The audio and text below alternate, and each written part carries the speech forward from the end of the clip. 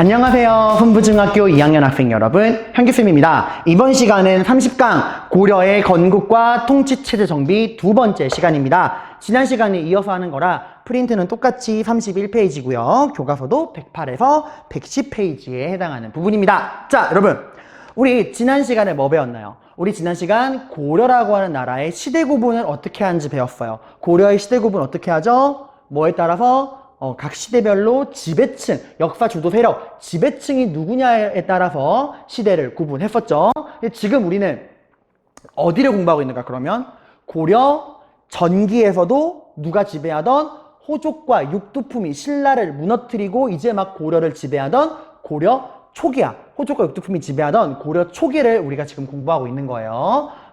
그 고려 초기를 우리가 어떻게 공부해요? 왕들의 업적을 중심으로 공부한다고 했었죠. 그래서 우리가 지난 시간 고려의 건국자 태조 왕건에 대해서 공부했습니다. 왕건이 나라를 만들 때만 해도 150년간의 그 분열기와 혼란기를 이제 막 끝낸 상황이라 호족들은 지방에서 스스로를 왕으로 생각하고 있어. 왕권이 강한 상태가 아니었다라는 거. 연맹왕국제랑 똑같습니다. 왕이라고 해도 왕이라기보다는 호족들의 대표에 불과하고 호족 연합정권의 성격이 강했어요. 그래서 이런 상황에서 왕건의 과제는 크게 두 가지였죠. 고통받던 백성들의 삶을 안정시키는 것, 지방에서 날뛰는 호족들을 이 고려라고 하는 테두리 안으로 끌어들여서 호족들을 통합하는 것. 그래서 민생 안정을 위해 세금도 줄여줬고 호족들을 통합하는 것. 잘 나온다 그랬죠. 회유책, 견제책. 힘센 호족들이랑은 결혼정책. 고만고만한 애들에게는 왕시성을 주고 관직과 토지를 주어서 고려란 테두리 안으로 끌어들이고, 그리고 마냥 잘해준 거 아니라 그랬죠. 연대책임제도인 사심간제도, 인질제도인 기인제도, 그리고 새로운 비전을 제시했죠. 내가 만드는 나라는 신라랑은 다르다. 우리는 누구의 후예다? 고구려의 후예다. 그래서 고구려의 수도인 평양, 서경을 중시하고 발해 유민도 형제라고 포용하고, 누구는 적대했죠? 형제를 멸망시킨 거라는 친하게 지내지 말자. 그리고 영토도 넓혔죠. 서경을 중심으로 신라가 차지했던 대동강에서 어디까지 넘어가? 옛 살수대첩에 일어났었던 청천강까지 영토를 넓히죠. 그리고 훈유십조라고 하는 유언도 남겼어요. 자, 근데 왕건의 이러한 정치는 불안한 면이 많았습니다. 요것 때문에 29명의 그 호족의 딸과 결혼을 했어요. 29명이나 왕건의 왕권을 위협할 만한 강력한 세력이었다는 거야. 그 왕건이 죽고 나서 여러분들 어떤 일이 벌어지냐? 그 29명의 호족들 중에서 아들을 낳은 게 25명이야. 그러니까 아들이 25명이었던 거예요. 누구를 왕으로 삼을 것이냐? 다들 뭘 원할까? 이왕이면 내 딸이 낳은 자식이 다음 왕이 되어야지 라고 생각하는 거야. 이 25명의 호족들이. 그렇잖아요, 다들. 그래서 피 튀기는 왕위전타전이 벌어집니다. 여러분, 지금 제가 적는 거 안 적어도 돼요. 이거 안 적어도 돼. 여기 잠깐만. 이거 안 적어도 돼. 적는 거 아니야. 자, 여러분, 태조 왕건이 죽었어요. 그 다음에 여러분, 태조 왕건 다음에 왕이 된 게 태종, 그 다음에 정종, 이렇게 광종, 이런 식으로 왕위가 이어지거든. 1대, 2대, 3대, 4대야. 그럼 보통 우리가 생각하기에 그럼 태종은 태조의 아들이고 정종은 태종의 아들, 광종은 정종의 아들, 이렇게 생각하기 쉽잖아요. 그게 정상적인 나라잖아. 아들에게 물려주는. 그게 아니야. 태종, 정종, 광종은 다 왕건의 아들이에요. 형제야. 첫째 아들, 둘째 아들, 셋째 아들, 이런 거야. 그러니까 태종이 맨 처음 왕이 됐다? 근데 나머지 조족들이 왜 얘네 집안이 왕을 해? 내 딸이 낳은 아들이 왕을 해야지 하고 와제겐 사전이 벌어져가지고 태종 죽어요. 호족들의 그런 반란에 휩쓸려가지고. 그 다음 왕이 된 게 정종이야. 정종도 왜 얘네 집안이 왕을 해? 하고 죽어. 그러니까 광종이 여러분 그 다음 왕이 되긴 했는데 이게 나라가 개판이죠, 여러분들.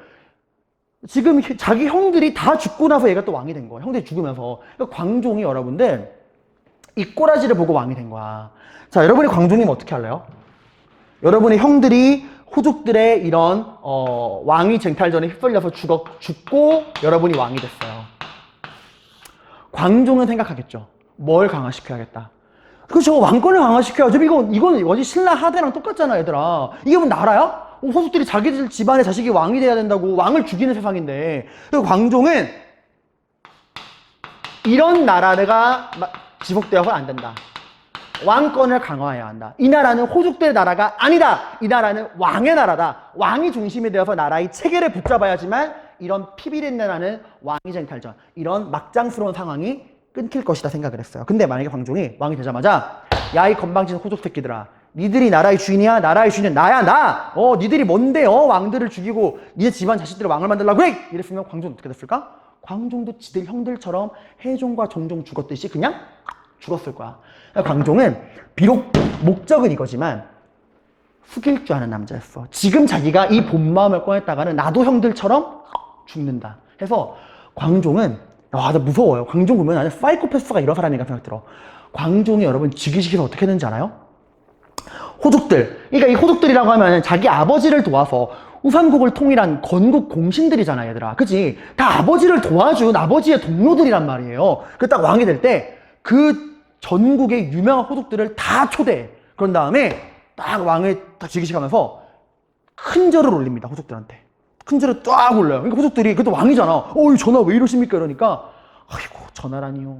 저는, 여러분들 덕분에 왕이 된 존재입니다. 여러분들이 우리 아버지를 도와서 견훤과 궁예를 몰아내고 여러분들이 우리 아버지를 도와서 이 나라를 만든 여러분들이 이 나라의 주인 아닙니까? 전 여러분들을 존경합니다. 감사합니다, 형님들! 이러고 큰 절을 딱 올린 거야. 호족들이 겉으로는 전하 왜 이러십니까? 해도 속으로는 이 새끼 봐라. 개념 있네? 생각이 딱 드는 거야. 이렇게 호족들 앞에서 완전히 바짝 엎드렸어요. 광종은 즉위하고 7년 동안 아무것도 안 했어요. 진짜. 그냥 호족들이 전하 이번에 저희에게 땅을 주시옵소서. 전하 저 국방부장을 하고 싶습니다. 전하 저는 국무총리가 하고 싶습니다. 전하 저는 뭐가 하고 싶습니다. 하면은 그냥 예 형님들의 나라입니다. 하고 싶은 거 마음껏 하세요 하고 그냥 도장 꽝꽝꽝 찍어주는 게 광종의 역할이었어. 그러니까 호족들이 보기엔 이만한 봉이 없는 거야. 야 광종 개념 있어. 역시 광종 예의를 아는 사람이야 이러고 그렇게 이제 광종은 살아남으려고 7년 동안 그냥 호구 노릇을 한 거예요. 그리고 호족들이 해달라는 거 다 해줍니다. 근데 여러분 해달라는 거 다 해주면 어떤 일이 벌어져요? 나라가 거지가 되죠. 국가에 텅텅 비는 거야. 그래서 광종이 호족들 불러 모은 다음에 얘기해요. 형님들 저는 이 나라의 주인이신 형님들한테 해달라는 거 다 해드리고 싶은데 나라가 텅텅 비었어요. 거지가 됐어요. 돈이 없어요. 형님들 이게 어쩔 수 없는데 형님들이 가지고 있는 노비들 있잖아요. 근데 그 노비들 중에서 원래 노비가 아니었는데 원래 그 일반 평민이었는데 형님들이 그 데려가서 노비로 만든 애들 있잖아요. 걔네들 잠시만 원래 신분으로 돌려줍시다. 그러니까 그 원래 노비 아니었다가 형님들이 그 노비로 만든 평민들 걔들 평민으로 돌려줍시다. 왜? 여러분 노비랑 평민의 차이가 뭐죠? 노비는 사람이 아니잖아. 노비는 말하는 짐승, 재산이잖아. 노비는 뭘 안 내요? 세금을 안 내요. 근데 평민은 뭘 내죠? 평민은 자유인이잖아. 국가에 세금을 내잖아요. 그러니까 이제 광종은 말하는 거야. 그 불법으로 노비가 된 평민을 다시 그 평민으로 돌려서 뭘 걷자? 세금을 걷자. 그래서 국가가 어느 정도 돈을 모으면 그 돈으로 다시 형님들 하고 싶은 거 다 해주고 그 평민들 다시 노예로 돌려줄게요. 이렇게 얘기한 거예요.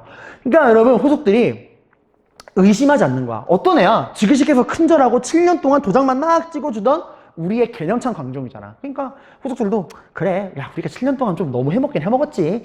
여기 나라가 거지가 돼버렸네. 그래 광종아 알았어. 우리가 가지고 있는 노비들 중에서 원래 노비가 아니었는데 우리가 불법으로 노예로 만든 애들 당분간만 평민으로 돌려줄게. 대신에 세금 좀 거둔 다음에 다시 우리한테 걔네 돌려줘야 돼. 그러니까 광종이 뭐라 그래요?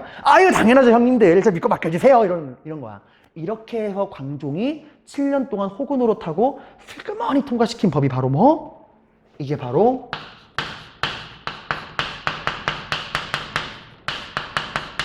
노비안검법입니다. 정말 중요한 법이에요. 노비를 검사하는 법이라는 거야. 여러분 노비안검법은 여러분들 잘 들어. 이거는 전국의 노예를 해방한 게 아니에요. 여기가 원래부터 태생이 노비였던 사람들을 해방시키는 게 아니야. 누구를? 원래 노비가 아니었는데 호족들이 다양한 방법 있잖아요. 막 돈 빌려줘 놓고서는 이자 이빠이 걷어가지고 너 이자 못 갚아? 그럼 너 노예다 이런 식으로 원래 평민이었던 존재를 막 고리대라든가 각종 불법적인 수단으로 원래 평민을 불법으로 노예로 만든 애들 있잖아. 그러니까 원래 평민이었다가 호족들에 의해서 불법으로 노비가 된 불쌍한 존재들 있죠? 이런 사람들을 조사해서 어떻게 한 거야? 다시 원래 신분인 평민으로 돌려주는 거예요. Understand?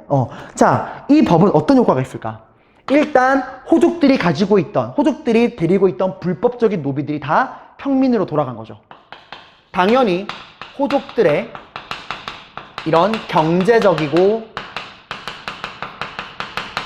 군사적인 기반은 어떻게 될까요? 약해지게 되겠죠. 호족의 재산이 사라지는 거니까. 왜? 노예라고 하는 건 호족의 재산이고 또 동시에 이 노예들에게 창칼을 쥐어주면 얘네가 뭐가 돼? 호족들의 사병이 되잖아. 근데 그게 사라진 거잖아요. 그죠? 그러니까 호족들의 경제력과 군사력이 약화된 겁니다. 호족의 경제력과 군사력 약화. 경제력, 군사력 약화. 자, 반대로 국가 입장에서 어떤 이득이 있을까? 노비는 줄고 뭔 늘죠? 자유민인, 평민, 양민이 늘잖아요. 그죠? 원래 이제 이렇게 노비가 아니었다가 노비가 된 사람들이 다시 원래 신분인 양민, 자유민으로 돌아왔잖아. 양민이 늘어. 양민이 늘면 여러분들, 이렇게 양인들이 늘면은 국가에게 어떤 이득이 있죠? 얘들은 자유민이잖아. 국가에 뭘 내죠? 세금을 내잖아. 양인들이 늘면은 국가 입장에서는 이런 자유민인 양민으로부터 걷어들이는 세금 수입이 늡니다. 당연히 국가의 재정이 어떻게 돼요? 빵빵하게 늘어나는 거예요. 국가 재정이. 이 돈이 다 누구 돈이야? 왕의 돈이잖아, 얘들아. 그러니까 왕의 입장에서는 세금 수입이 늘어서 왕의 돈, 국가의 돈, 왕의 돈이 빵빵해지는 거야. 주머니가 빵빵해지는 거예요, 여러분들. 당연히 여러분들 이렇게 되면은 왕의 힘은 어떻게 될까요? 강해지게 되겠죠. 그죠? 호족들의 힘이 약해지는 만큼 왕의 힘이 강해지는 거잖아. 그지? 왕권이 강해지고 호족들의 힘은 약해지는 거예요. 자, 여러분, 이거랑 굉장히 비슷한 내용이 나중에 나왔어요. 그 전에 뭐였을까? 여러분, 이거랑 비슷한 게 뭐냐? 고구려 때 여러분들 진대법 기억나요? 고국천왕이 을파소를 등용해서 그 귀족들에게 고리대 큰 빚을 지고서 그 빚을 갚지 못해서 노예가 되는 사람들을 구제하기 위해서 국가가 저렴한 이자로 백성들에게 쌀을 빌려줬잖아.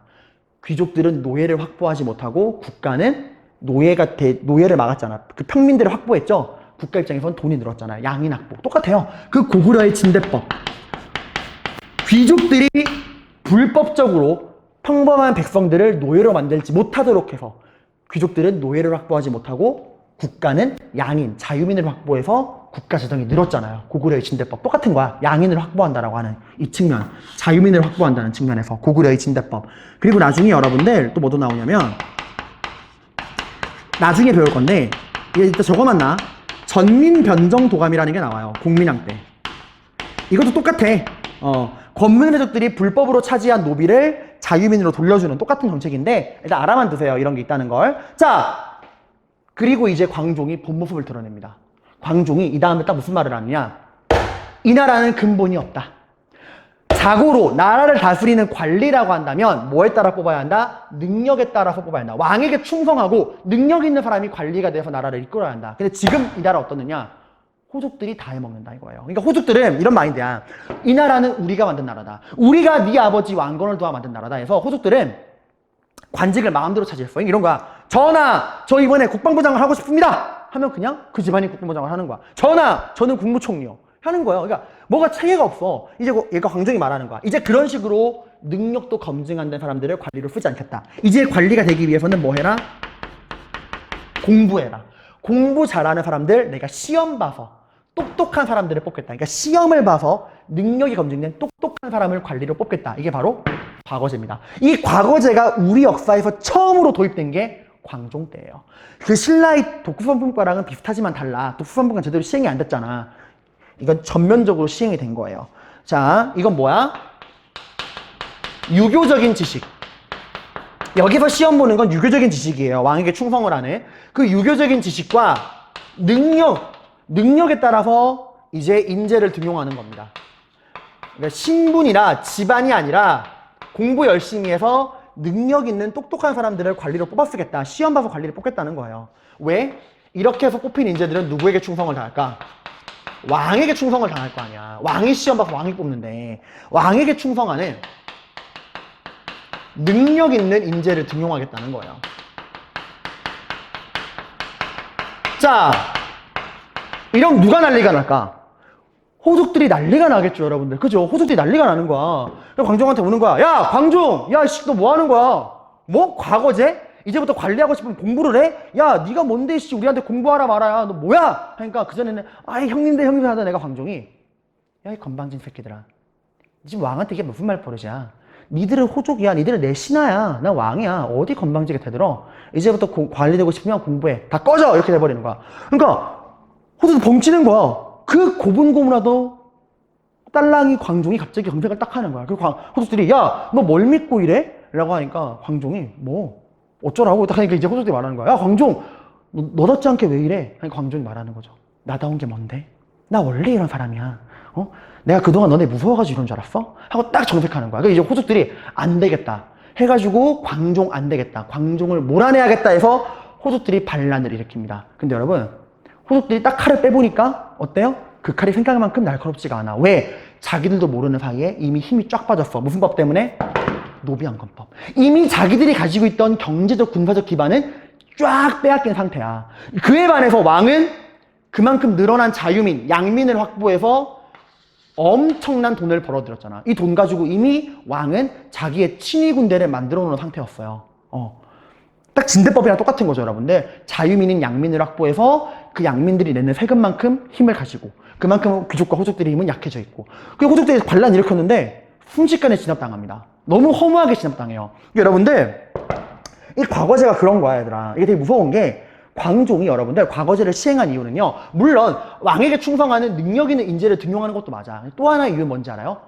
호족들을 건드린 거예요. 여러분, 아무리 광종이라고 하든 왕이라고 할지라도 이유 없이 호족들을 죽일 수 없다? 왜? 이 호족들은 미우나 공은 어떤 존재야? 자기 아버지인 왕건을 도와서 이 나라를 만든 건국 공신이란 말이야. 그러니까 이유 없이 그들을 죽일 수가 없어요. 그러니까 근데 딱 봐봐. 이유 없이 죽일 수 없어. 그 말은 이유가 있으면 죽일 수 있다?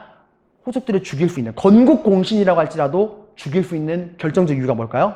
절대 용서받을 수 없는 대죄, 왕에 대한 반역. 그것만은 누구도 피해갈 수 없어. 그러니까 이건 광종이 호족들 힘을 딱 빼놓은 다음에 이제 호족들이 반란만 일으키면 그 반란을 명분으로 다 죽일 수 있는데, 어떻게 이 새끼들을 반란을 일으키게 건드릴 수 있을까? 건드린 거예요. 야, 니들 이제 관리 못해? 공부해. 이러니까 호족들이 뭐야? 이러고 빡빡쳐 반란 일으킨 거야. 반란을 유도하려는 목적인 거예요. 되게 무서운 왕이죠. 사이코패스야. 어떻게 참았지? 7년 동안 그렇게 참다가 본 모습을 딱 드러낸 거예요. 사페죠, 사페. 그리고 이 과거제를 빌미로 반란을 일으킨 호족과 공신들을 정말 어마어마하게 죽여버립니다. 아버지를 도왔던 건국 공신 다 죽여. 나이가 많건 적건 다 죽여. 이때 얼마나 쌀벌했냐면은, 이때 호족들이 출근할 때, 이제 궁궐에 출근할 때 자식들에게 유언장을 쓰고 출근했대. 내가 오늘 죽어서 돌아올지도 모른다. 이런 식으로 공포 분위기였다는 거예요. 왕권에 조금이라도 위협되면 그냥 죽여버리는 그런 공포 분위기였습니다. 그리고 왕권에 위협이 될 만한 강력한 호족들을 다 죽여버려요. 그리고 이제 살아남은 호족들에게 말하죠. 꿇어. 나는 왕이고 너인 나의 신하다. 인정하느냐? 그러니까 살아남은 호족들이 어떻게 할까? 죽기 싫으니까 다들 바짝 엎드리겠죠. 예. 당신은 우리의 왕이고 우린 당신의 신하입니다. 다시는 되지 않겠습니다. 하고 딱 엎드리는 거야. 그러니까 이제 말하는 거죠. 서열정리 들어가는 거죠. 너희가 나의 신하인 것을 인정하느냐? 네, 인정합니다. 그렇다면 이제부터 내가 너희들의 등급을 나누겠다. 내가 말하는 것이 곧 법이고 내가 세우는 질서가 이 나라의 질서다. 무조건 따라라. 라고 신하들의 등급을 나눕니다. 그게 바로 공복을 나누어 줘요. 공복이라는 게 뭐냐면 관리들이 입는 옷의 색깔을 정했다는 거야. 그 관리들의 등급이 있잖아요. 고려는 1품부터 9품까지 관리가 정해져 있거든요. 각 등급별로 입을 수 있는 색깔을 딱 왕이 정한 거야. 그 신하들의 서열을 등급한 거죠. 그전에 이런 게 없어. 호족이 있잖아요. 얼마나 고려가 엉망이었냐면 옷 입을 수 있는 게 자기 마음이야. 그 실제로 기록이 나온다. 왕보다 더 화려한 옷을 입고서 딱 궁궐에 드는 오는 애들도 있었대요. 이제 그 짓거리 못 하는 거죠, 여러분들. 이거는 이제 관리들의 이제 서열을 여러분들 등급화하고 시각화하는 거야. 뭐 1등급은 보라색 옷, 뭐 1등급부터 4등급은 보라색 옷, 뭐 5등급부터는 빨간색 옷, 이렇게 신하들의 등급을 시각적으로 나눈 겁니다. 이걸 누가 나눈 거예요? 왕이 나눈 거죠. 즉 이 말은 이제 질서를 정하는 게 누구라는 겁니까? 왕이라는 거죠. 네. 이런 국가의 위계 질서, 왕과 호족 간의 그런 질서, 상하 간의 질서를 확실하게 확립을 했다라는 거예요. 개기지 마 라는 그런 거 한 겁니다. 굉장히 많은 피를 흘렸어요. 그리고 이렇게 국가를, 호족 연합정권이었던 고려를 강력한 왕이 지배하는 중앙집권 국가로 만든 게 광종입니다. 아마 광종이 없었다면 고려의 혼란기는 훨씬 오래 지속됐을 거예요. 어쩌면 고려가 다시 분열되었을 수도 있습니다. 하여튼 그런 게 있죠. 광종에 대한 평가는 좀 엇갈려요. 피해 미친 살인자, 미치광이 궁주다 라고 평가하는 사람도 있고, 고려가 반석 위에 올라가기 위해서 반드시 필요한 피를 묻혔을 뿐이다 라고 했던 왕도 있어요. 여러분 그 보복영심녀라는 드라마 알아요? 아이유가 나왔던 드라마, 아이유랑 이준기가 나왔던 드라마 있잖아. 거기서 이준기가 광종이야. 그 아이유가 이제 내 사랑하는 남자가 피해 미친 살인귀가 되지 않도록 하겠다, 그런 내용이잖아. 그 광종이 이준기야. 이런 피를 묻히는 과정을 이제 아이유가 안타깝게 바라보는 그런 드라마죠. 역사 팩션이에요. 아무튼 알고 보시면 되게 재밌어요, 여러분들. 자, 여러분 고려도 그렇고 조선도 그렇고 한 왕에게 성이라는 글자가 붙은 왕은요, 무언가를 이제 좀 정비하는, 그러니까 체제 정비를 끝낸 왕에게 성이라는 걸 붙여요. 조선도 나중에 성종이라는 왕이 나오거든요. 근데 성종, 그 나라의 체제 정비를 끝낸 왕이라는 겁니다. 자, 어떤 왕이었느냐? 여러분이 성종이에요. 어떻게 할까요? 광종이 물려준 엄청나게 강력한 왕권이 있어. 호족들은 여러분 눈도 못 마주쳐. 여러분 눈만 보면 막 바지 오줌 지르고 이래요. 광종이 남겨놓은 공포가 있잖아. 공포로 심어준 강력한 왕권을 손에 쥐고 왕이 된 게 성종입니다. 그럼 어떻게 할까요? 보통 사람 같으면 이야 나도 이 강력한 왕권 마음대로 휘둘러보겠다 이야 이러고 막 이랬겠죠. 근데 아마 그랬으면은 고려도 오래가지 못했을 거야. 항상 말하죠. 권력은 조화와 균형입니다. 새는 양날개로 날아요. 왕과 귀족은 대립하는 존재처럼 보이지만 나라를 이끌어가는 양대축입니다. 어느 한쪽에 힘이 과하게 쏠리면 그 나라는 무너집니다. 백제 봐봐. 어떻게 했죠? 의자왕의 지나치는 왕권 강화 정책으로 나라가, 귀족들이 반발해서 무너졌죠. 고구려 연개소문에게 권력이 몰리다 보니까 나라가 무너졌죠. 통일신라 무열왕의 직기후손과 몇몇 진골 귀족들에게 권력이 집중되다 보니까 나라가 무너졌어요. 이것도 그래. 여러분, 공포는 오래가지 못해요. 아마 성종이 그 광종 때처럼 공포전을 지지폭했다가는 온 나라의 호족들이 한 마음으로 뭉쳐서 이대로 죽느니 반란 일으키자 하고 해서 고려가 무너졌을 수도 있어. 성종은 그걸 아는 왕이야. 이 나라가 오래가기 위해서는 왕과 신하가 함께 나라를 이끌어가야 한다. 더 이상의 공포 정치는 하면 안 된다! 라고 하면 성종은 나라를 안정시키기 위해서 왕권과 신권을 조화시키자. 왕권, 왕의 권한과 신권, 신하들의 힘을 조화시키자라고 생각합니다. 그를 위해서 필요한 정치인이 뭐였을까? 왕과 신하가 합심하여 나라를 이끌어간다라고 하는 사상이 있습니다. 그게 바로 무엇일까요? 유교예요. 유교. 유교 정치인이에요. 이 나라가 반석에 올라오기 위해선 유교를 정치 이념으로 삼아야 한다 생각했어요. 유교 정치인이면 어떤 건데? 일단 신하는 뭐 해야죠? 왕에게 충성해야 한다. 그리고 왕은 자기 꼴리는 대로 혼자서 우악 이렇게 해야 돼요? 아닙니다.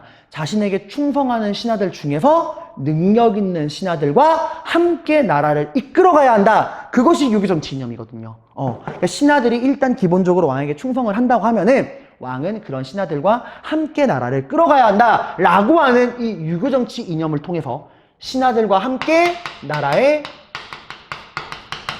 체제를 정비한 왕이 바로 성종입니다. 그래서 성종은 왕이 되고 나서요, 공포에 떨고 있는 이 호족들, 그 신하들에게 말합니다. 나는 광종처럼 하지 않겠다.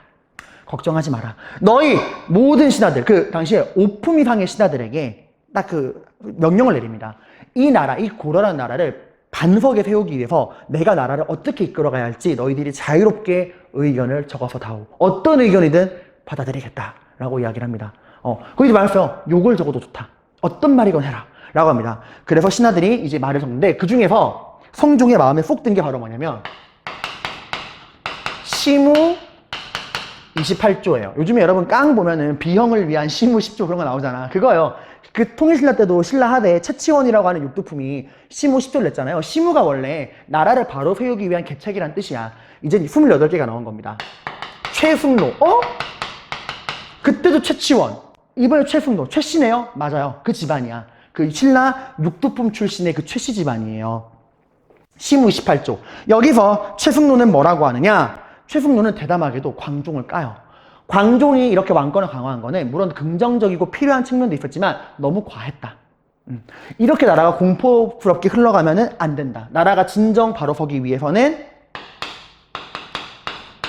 왕권과 신권, 신하들이 조화를 이루어야 한다라고 딱 최승로가 말을 합니다. 성종이 이 문구에 딱 꽂혀가지고 맞다 해가지고 이 최승로의 시무 28조 받아들여요. 이제 이걸 가지고 나라를 리모델링 하거든요. 시무 28조를 가지고 또 어떤 내용이 나오는지 봅시다. 그 왕권과 신권이 조화를 이루기 위해서는 이 나라를 이끌어가는 근본 이념이 무엇이 되어야 한다? 유교가 되어야 한다 라고 말하면서 이 시무 28조에는 이런 내용이 나옵니다. 유교와 함께 고려의 대표적인 사상이 불교였거든요. 이 유교랑 불교를 구분해야 한다라고 이야기를 했어요. 이게 뭐냐면 여러분 왕건의 그 훈효10조 기억날 겁니다. 훈효10조에 그런 내용 나오죠. 연등해랑 팔관해를 중시해라. 왕의 유언이었어. 그러니까 불교 행사를 중시하라고 했던 거야. 그만큼 이 불교라는 걸 굉장히 중시했어요. 고려라는 나라가. 근데 그러다 보니까 이 불교가 어느 순간 종교의 영역을 벗어나서 나라의 정치에도 간섭을 하기 시작하고 또 그 연등해랑 팔관해가 얘들아 엄청나게 큰 행사야. 그런 행사를 할 때마다 어떤 일이 벌어질까? 나라에 어마어마한 돈이 들어가는 거야. 백성들의 삶이 힘들어지는 거예요. 그래서 최승로는 말합니다. 불교는 종교, 마음을 다스리는 것이다. 그러니까 불교, 이런 종교가 이렇게 커지면 된다, 안 된다? 안 된다. 나라의 정치는 뭘로 해야 한다? 유교로 해야 한다. 불교는 그냥 마음을 닦는 종교적인 영역에 머물러야 한다라고 하면서 둘을 딱 역할 구분을 시킵니다. 그래서 이 유교 정치 이념, 이 유교가 나라를 다스리는 근본 이념이 되어서 이 유교를 가지고 국가의 통치를 해야 한다라고 이야기를 합니다. 그럼 불교는 방금 제가 뭐라고 했죠? 불교는 마음을 닦는 종교에 머물러야 한다. 그러니까 뭐? 그 전에 크게 하던 연등회랑 팔관회 어떻게 해라? 규모를 줄여라. 이게 여러분들 훈효10조랑 시무 28조를 구분할 수 있는 키워드야. 연등회랑 팔관회를 중시하라는 건 훈효10조고 시무 28조에는 연등회랑 팔관회를 줄여라 라고 이야기합니다. 근데 얘들아 여기서 주의해야 될 게 이러면 틀려. 최승로는 불교를 탄압했다. 이러면 틀려요. 최승로는 불교를 싫어한 게 아니야. 이때는 그 고려 말처럼 막 불교를 때려잡은 게 아니에요. 불교를 존중하지만 너무 과도한 불교 행사는 좀 자제하자 정도야. 그러니까 불교는 종교고 유교는 정치다 이렇게 나눈 거지 불교를 탄압하고 괴롭힌 건 절대 아니에요. 그런 거 아닙니다. 그래서 이 유교에 따라서 여러분들 체제를 정비하는데 이 내용이 잘 나와요. 진짜 시험 앞에 나왔던 건 좀 관념적인 이야기고 정말 잘 나오는 건 이겁니다. 그럼 구체적으로 나라를 어떻게 정비했느냐? 뒤에서 자세하게 배울 거야. 중앙정치는 이성육부라는 걸로. 중서문화성, 상서성, 그리고 육부 해가지고 이성육부라고 하는 그 시스템을 만들어요. 이건 뭐 알아만 더 좀 이따 배울 거야. 그리고 지방은, 이게 되게 중요해 얘들아. 이게 정말 시험에 잘 나오거든요. 여러분, 지금 지방을 지배하고 있는 게 누구죠? 그동안 신라 하대부터 150년 동안 지방에서 왕처럼 군림하는 게 누구였어? 호족이었잖아. 그지? 그러니까 왕건 때도 여러분들, 맞아요. 왕건 때 호족 연합정권, 연맹왕국이야. 왕이라고 해도 지방을 다스리는 호족들을 간섭할 수 있어? 없어? 간섭할 수 있어? 없어? 없단 말이야. 없어요. 왕이라고 해도 간섭할 수가 없잖아. 지방은 누가 다스려? 호족이 다스려. 광종 때도 여러분들 지방에까지 통제력이 제대로 미치지 못했어요. 왜냐면 광종은 그 중앙에 있는 호족들을 처리하고 금방 죽어가지고 지방에까지 왕의 그런 체계가 미치지 못했어. 이제 말하는 거야. 이 나라는 어쨌건 왕이 중심이 돼야 됩니다. 나라의 체계가 바로 서야 합니다. 지방을 호족들에게 마음대로 맡겨두어서는 안 됩니다. 지방은 누가 다스려야 한다? 왕에게 충성하고 능력이 검증된 왕의 손과 발이 되어줄 지방관, 왕이 직접 임명한 지방관이 가서 그 지방을 다스려야 합니다 라고 이야기를 했어요. 그래서 지방이 이렇게 나와. 청컨대 외관을 두소서, 그러니까 외관, 바깥을 다스리는 관리, 지방관을 왕이 임명하라 이거예요. 그전까지 고려는 그러지 못했잖아. 이제는 지방관을 임명해라. 근데 전국의 지방관을 임명할 순 없어. 왜? 150년 동안 얘들아 지방에서 지내온 호족들이야. 한순간에 그들을 정리할 순 없잖아요. 그래서 일단은 12개의 중요한 지역 12목, 고려의 12개의 중요한 지역을 골라서 이 12개의 지방만이라도 뭐해라? 왕이 임명한 관리, 지방관을 파견해라 이거예요. 그러니까 중앙정부가 지방을 통제하는 능력이 커진 겁니다. 점점점 지방의 호족들의 힘을 좀 빼앗아 가는 거예요. 그리고 유교정치 이념에 따라서 왕에게 충성하는 능력 있는 인재를 등용하기 위해서는 학교를 만들어야겠죠? 학교. 당시 고려의 중앙에 만들어진 학교가 국자감, 지방에 만들어진 학교가 향교예요. 이거 뭐랑 비슷하냐? 소수리망이 만들었던 태학, 신문왕이 만들었던 국학이랑 비슷합니다. 국가가 만든 학교예요, 여러분들. 자, 이렇게 통치체제를 정비해서 여러분들 이 고려란 나라를 중앙집권 체제로 정비를 하게 됩니다. 중앙집권 체제가 만들어져요. 자, 그리고 여러분들 이거는 이제 교통정리한 거야. 이제 최승론 여러분들 굉장히 균형 있는 사람이에요. 최승론은 그럼 선생님 최승론 누구 편입니까? 왕의 편입니까? 호족의 편입니까? 아니요. 최승론은 고려의 편입니다. 최승론은 다 경계했어. 그러니까 이 후삼국 시대처럼 이 고려 초반처럼 호족들이 지방에서 지들 멋대로 날뛰는 것도 정상적인 나라가 아니다. 그리고 왕이 중앙에서 자기 마음대로 손에 피를 묻히면서 공포 정치하는 것도 정상적인 나라가 아니다.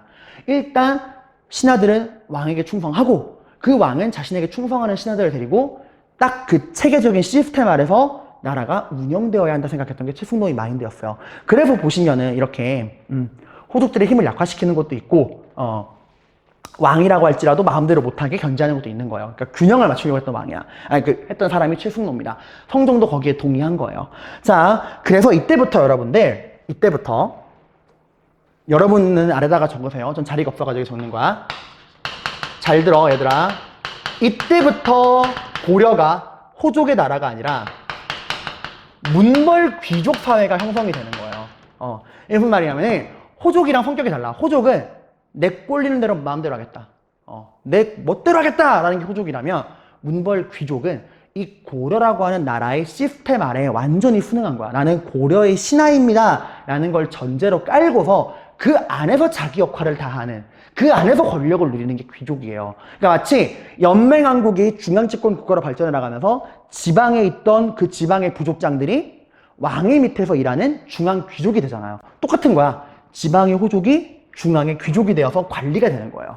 그래서 이때부터 이제 이런 시스템으로 굴러가는 나라가 되었다라고 하는 겁니다. 자, 여러분들 사실 여기서 12목의 지방간 파견이 되게 잘 나옵니다. 자, 잠깐 뒷장을 넘겨볼까요? 뒷장 31페이지 뒷장 거기 왼쪽 위에 역사탐구 훈요 10조는 전 시간에 봤죠. 오른쪽 위에 자료실 광종의 왕권 안정정책과 성종의 체제 안정정책 이라는 게 나오죠, 여러분들. 거기 한번 보세요, 여러분들. 자, 거기 보니까 왼쪽 그림, 남자가 이렇게 딱 들고 있죠. 한번 볼게요. 본래, 왼쪽부터, 본래 노비가 아니었는데 전쟁 포로가 되거나 빚을 갚지 못하여 노비가 된 자를 조사해서 뭐로? 양인으로 돌아가게 하라. 이게 무슨 법이야? 노비 안건법. 원래 노비가 아니었는데 억울하게 노비가 된 자들을 양인으로 돌려보내겠다. 호족의 경제력 군사력 약화, 양인 확보, 국가재정 증가, 이런 거 있었죠. 왕권 강화, 호족 약화. 오른쪽에 또 뭐라고 나와? 과거제를 실시하여 유교학직과 능력 있는 인재를 선발해라. 이게 광종의 노비안건법 과거제였죠. 얘들아, 광종 하면은 얘들아 진짜 이거예요, 이거. 이거 두 개 냅다 잘 나와요. 이거 두 개. 무조건 이거 두 개예요. 엄청 잘 나옵니다. 꼭 알아두시고. 자, 오른쪽. 최승로가 올렸던 시무 28조죠. 7조 봅시다. 임금이 백성을 다스리는데 집집마다 가거나 날마다 볼 수는 없습니다. 때문에 각 지방에 뭐를 파견해야 합니다? 수령을 파견해야 합니다. 지방관을 파견하셔야 합니다. 12목의 지방관. 이게 뭐 청컨대 외관을 두소서 수령을 두소서 좀 용어는 다른데 핵심은 뭘 보내라는 거야? 지방관을 보내서 호족의 힘을 약화시키라는 거예요. 왕의 통제에 따르게 하라는 거죠. 13조. 우리나라는 봄에 연등회를 개최하고 겨울에는 팔관회를 열어서 힘든 일을 많이 시키니 이를 줄여 백성들의 힘을 펴게 하십시오. 훈요 10조랑 다르죠. 연등회 팔관을 줄여. 20조. 불교를 믿는 것은 자신을 다스리는 근본이며, 그러니까 불교는 마음을 다스리는 종교라는 거야. 유교를 행하는 것은 나라를 다스리는 근원. 그러니까 나라를 다스릴 때 뭐로? 유교 정치 이념으로 나라를 다스리라는 거예요. 자신을 다스리는 거는 내세의 복을 구하는 거고 나라를 다스리는 건 오늘의 급한 일이다. 그러니까 불교를 너무 정치에 끼어들게 하지 말라라고 하는 거죠. 자, 앞에 봅시다. 여러분, 자, 우리가 이제 고려 초기는 누가 지배층이었던 시대? 신라의 진골귀족과 골품제를 무너뜨렸던 호족과 육두품이 지배층이었던 시대. 개혁적, 자주적, 진취적, 고구려 개성의식. 그런 고려 초기에 우리는 3명의 왕을 살펴봤습니다. 태조, 광종, 성종. 호족 연합정권에서 어떻게든 호족들을 고려의 테두리 안으로 모았던 태조 왕건. 민생안정, 호족통합, 북진정책. 그리고 그 이후에 호족들의 왕위쟁탈전을 종식시키고 고려를 강력한 왕권의 나라로 만든 광종, 사패죠. 7년 동안 기다림 끝에 노비안건법과 과거제로 강력한 왕권을 확립하고, 근데 좀 일찍 죽었어요. 일찍 죽었어요. 이거 딱 하고서 얼마 있다 호족들을 막 죽이다가 하고 죽었어요. 금방 죽었어. 그리고 성종, 진짜 이 고려를 체계적인 시스템 아래, 유교 정치 이념 아래 확립했던 왕, 시무 28조 꼭 기억해 두시고, 시무 28조의 핵심은 유교 정치 이념, 그 중에서 특히 지방의 지방관, 12목의 지방관을 파견했다. 얘들아, 이거 전국 아니야. 전국의 지방관이 파견된 건 조선시대나 가서 가능한 일입니다. 12목의 지방관을 파견했다. 이때부터 호족은 고려의 체제 안에 들어와서 귀족이 되었다 라고 하는 거예요, 여러분들. 자, 이렇게 우리가 고려 초기 3명의 왕들을 중심으로 내용을 정리했습니다. 다음 시간에는 이 고려의 정치 체제 있죠? 이거에 대해서 좀 더 구체적으로 살펴보도록 하겠습니다. 고생 많으셨습니다.